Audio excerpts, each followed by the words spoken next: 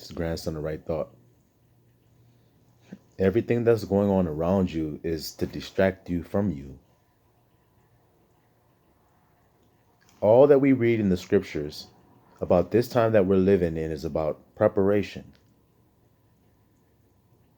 And the preparation, the picture we were given for that preparation was like a bride preparing for her bridegroom.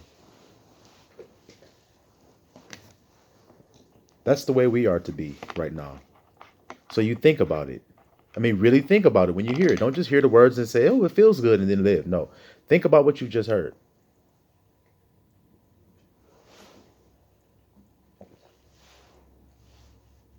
A bride preparing for her bridegroom. So a woman's about to get married. How would she feel? Excited? Wouldn't she want to make sure that everything was perfect for her bridegroom? Wouldn't she want to be ready? Smelling good, dressed good, body looking good, mind right? Right? Prepared, ready to be a wife, right? And he says, he comes at an hour when you think not. So now I'm going to give you the Hebraic way of being married. To the Hebrew, what would happen is a man, of course, would find a woman he wanted to marry. He would go to her father and present this information to his father, to her father of the girl he wanted to marry. The father would take that information to the daughter and ask the daughter if she would agree. That they would agree on a dowry that the husband would pay for the daughter to the father. And the father, if the daughter agreed, they would take a glass of wine or a wineskin or whatever they used at the time. They would pour a cup of wine. They would offer it to the daughter. And if the daughter drank the wine, then that was the signal that she accepted the wedding invitation. You see? So when she drank the wine, then the husbandman would say, okay, I'm going to leave to go prepare a place that where he is, there she may be with him and live with him and dwell with him. So he leaves and he goes to prepare a place for them to live. This is the Hebraic way, the way that the ancient Hebrews married.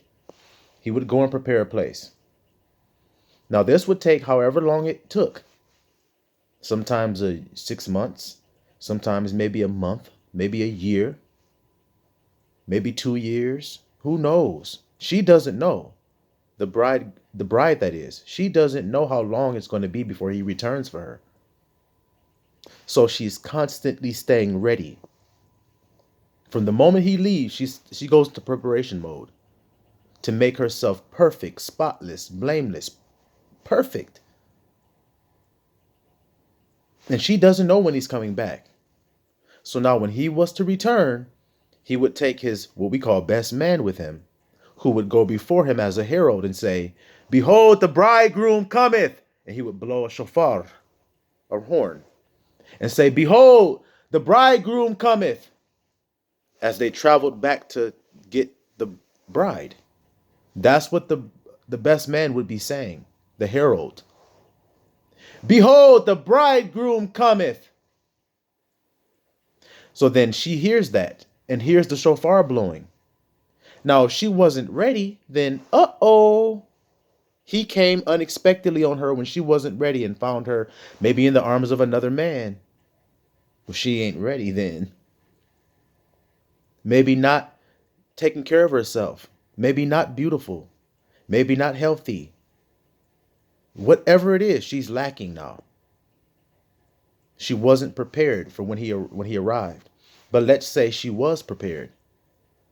Then he comes, she comes forth, he takes her, and they travel back to the place that he had prepared for her.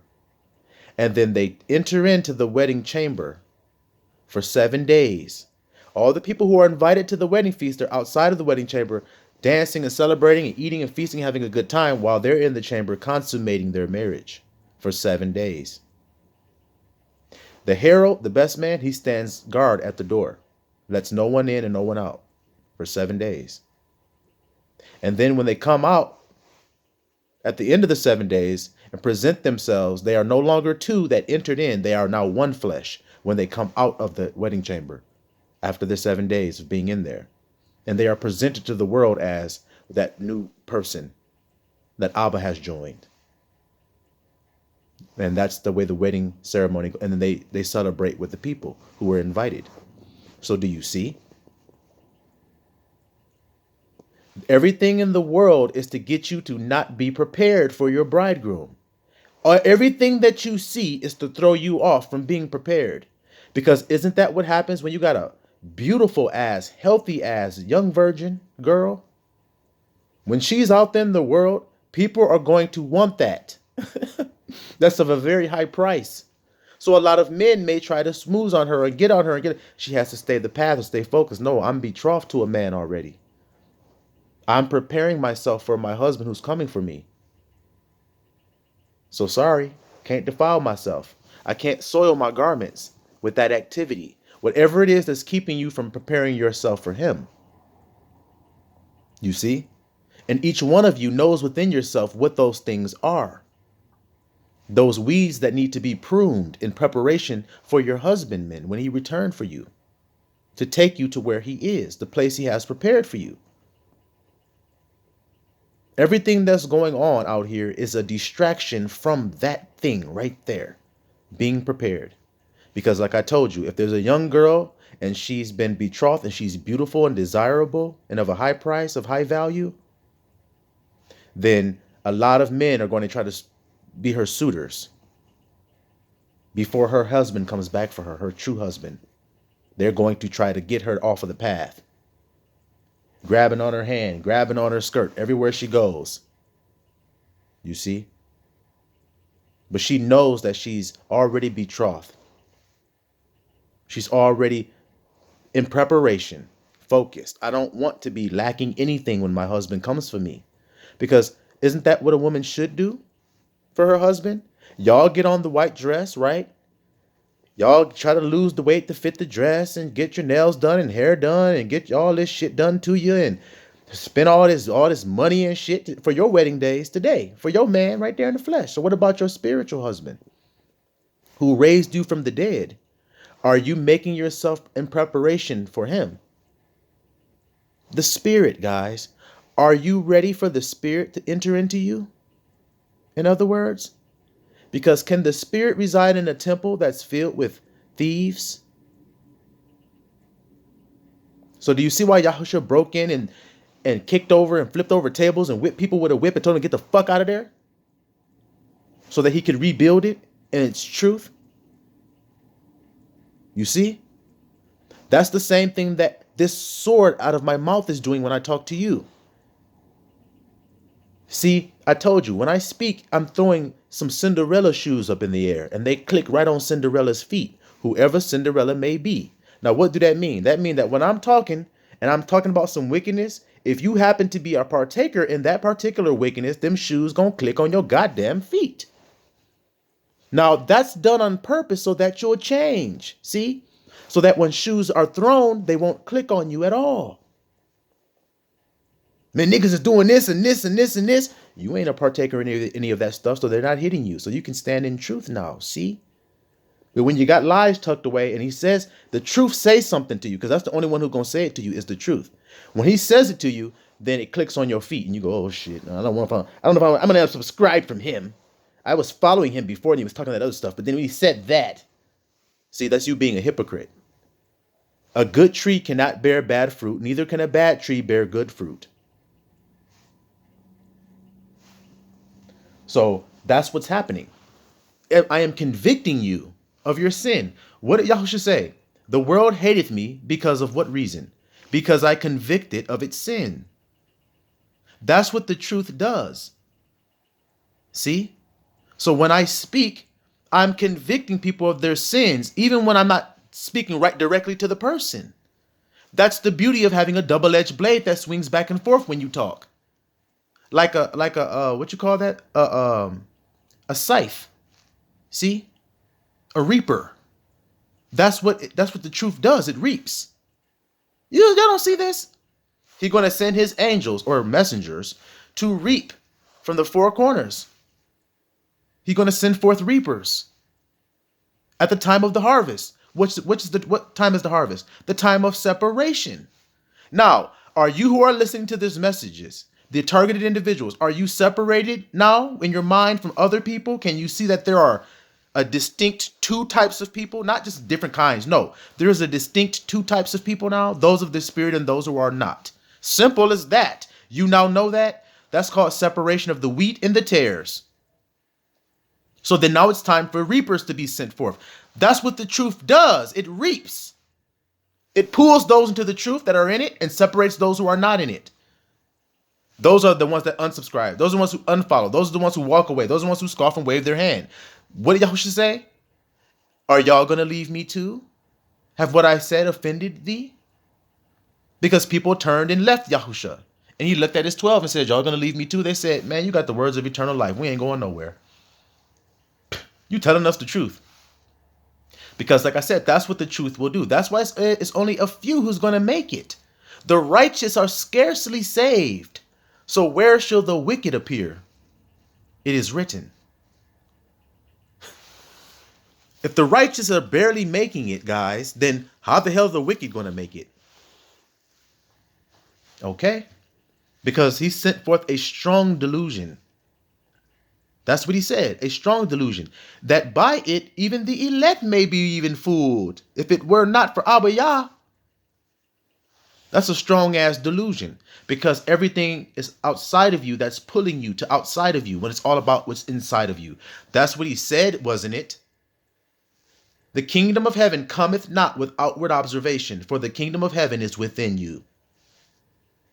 So you build your temple in preparation for the truth, so that when the truth, the spirit comes down, it will be able to enter into you. Otherwise, it will kill you. It's that simple. It'll burn your ass up. The spirit is a consuming fire, guys. Y'all don't understand that? Y'all don't read that? Ruach HaKodesh is a consuming fire. It burns up everything else, and everything that's left is pure gold when it's done. That's simple. So when you're really listening to the truth, then you're listening to like a potato peeler who's just scraping all the lies off of the shit and getting you down to your raw bareness.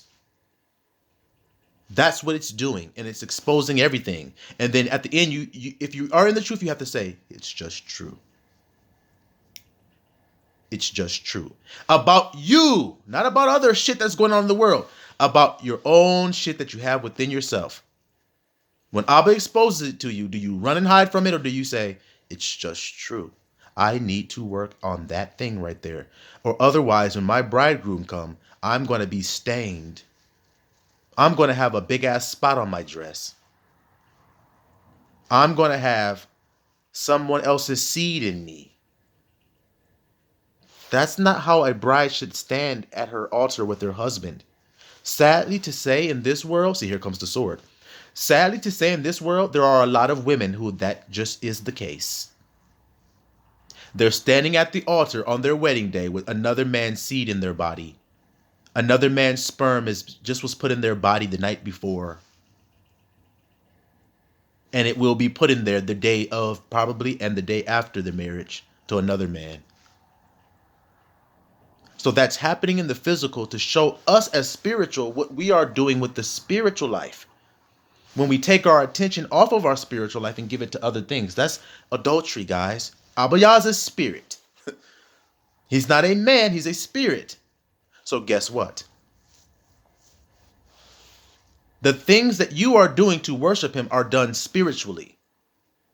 The cleansing is done spiritually. It's done in the mind and in the heart. The spiritual baptism of the holy fire. What did he say? John said, I baptize you with water, but one come after me. He's going to baptize you with fire.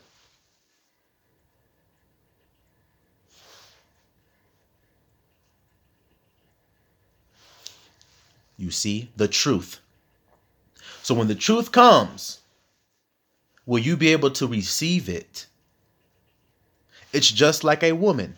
When her true man comes, She may have just wasted and wasted and wasted and wasted on all these other men.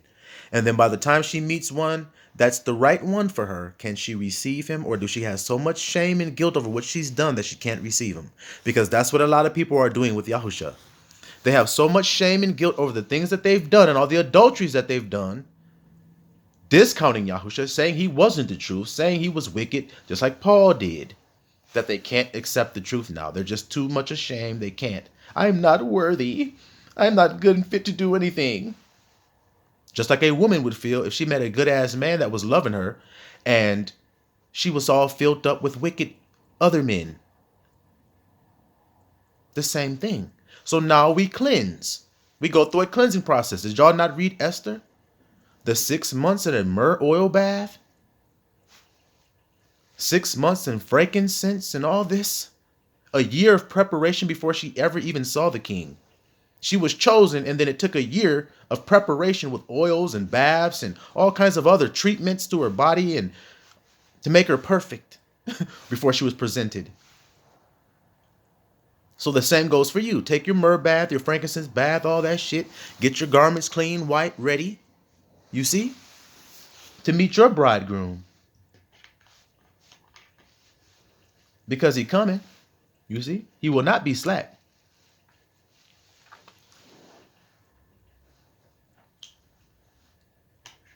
And that's what it's about. All these other distractions that's going on outside of you are unprofitable. They're vain. They're just a little show that the 3D puts on to make your attention go, huh? So that you're not focusing your attention on what you're doing here. What are you doing in here? Bringing the heart and the mind together again. Bringing the crown and the heart back together again. Thought and feeling back together again because they've been separated. The husband and the wife within you, which is your thought and your feelings, they have been separated. And if they have not been separated, then how come in your life you've said things like, I don't know why I did that. I knew better. That means that your thought and feeling are separated. If you knew better and did something, then that means that you thought, but you felt and feeling overwhelmed your thought, and you did it anyway. So then you are unregulated and unmarried inside of yourself. So then you cannot be in any relationship until you marry yourself inside. And then you can have a proper relationship with another being who's also married themselves on the inside. So that when you exist with them, you don't have chains on each other. You just exist together now. I told you, in the kingdom of heaven, there is no marriage and given in marriage. You just exist together because you match the same frequency. That's simple. You're not putting chains. You're not going through each other's phones. You don't have passcodes. You don't have separate accounts. You share everything in common with each other. You feed each other with your hands. You got some money. They got money. It's not, I got money and then you got some over there. Nope, we got money. Everything is we. Everything is our. That's what happens when you come into the truth. So it's about you getting your thought and feeling back regulated and bringing them back together. So that when you think something and you know it's the right thought, it's fact over your feeling, then guess what you'll do? You'll tell your feelings on the inside. Okay, honey, listen, now I know you're excited and shit. It looks like it's nice and good, make you wise and shit. But Abba Yah say no. So we gonna say no, miss. See? Instead of, oh, I feel good, let's do it. See? An unregulated female, Jezebel. It feels good, let's do it. It feels good, let's do it. It feels good, let's do it. It's not based on truth. Truth is the husband. So that's why he came and said, take my yoke upon you. See, be married to me. And then you won't have any stress and strife and all that shit. See? Because I don't put no burdens on you. It's easy and light. That's what he said. I'm not going to put any burdens on you when you marry me. See, because look, y'all got it twisted out here. Y'all men out here think that your woman is supposed to love you. No, nigga. You supposed to love her. And if you do love her, she is going to reverence you in return. That is what you're looking for in a woman to reverence you for the love that you're giving her. Now, first, you must know what love is so that you can give her proper love, true love, and not that fake shit y'all been giving these females, which is why they scratching your ass up. Every time you like, damn, I'm just trying to love you, girl. Because it's not true love. You trying to give her things. You trying to give her diamonds. You trying to give her a nice car. You trying to give her a nice crib. Instead of giving her truth. Instead of giving her sound doctrine, Abba Yah's word. Instead of giving her peace. Instead of giving her security and serenity. Self-control in you as the man. Never being swayed, never getting scared, never having fear. Once you do that, when you've been perfected in love, she's going to reverence you for it. She ain't got a choice. So while you're looking for her to love you, you fucked up. You looking for some shit that she ain't even told to do. It says, let the husband love his wife as himself and see that the woman reverence her husband. See? Deeply respect him. She got to when he cold as hell with this word.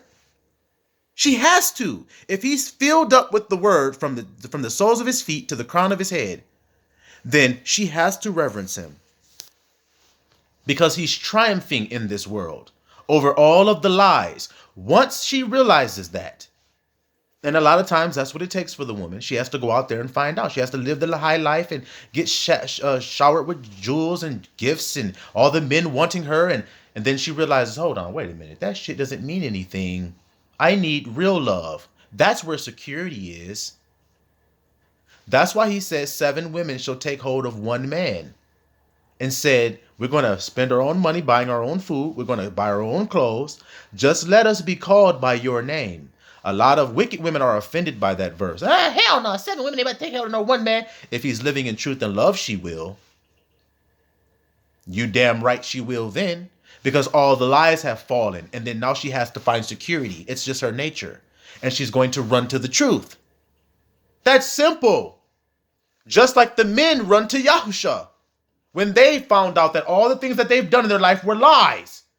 Everything that I'd done, I built up thinking I was a man was a fucking lie. They run to Yahusha in the end, to the truth. And he saves them and delivers them. Just like the true husbandman is going to do to the wife when she returns back to the fold. He's going to receive her back in truth. And it's not about loving her. He's going to love her and she's going to reverence him for it. Just like the man does. He reverences his king, Yahusha, when he's saved by him.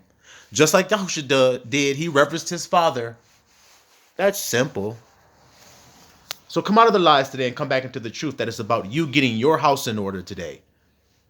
Your energy centers that are going awry, are you pulling them back like a Mustang? Are you putting that bit in his mouth and pulling him back and forcing him back? Siloam Yisraelah.